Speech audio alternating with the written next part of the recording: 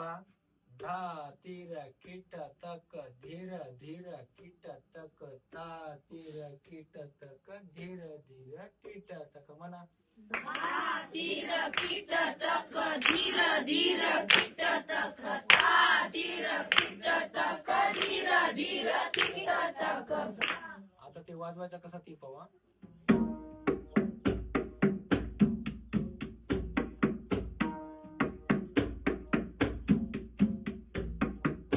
हाताकडे बघा एक पट दुप्पट करून दाखवतो हा.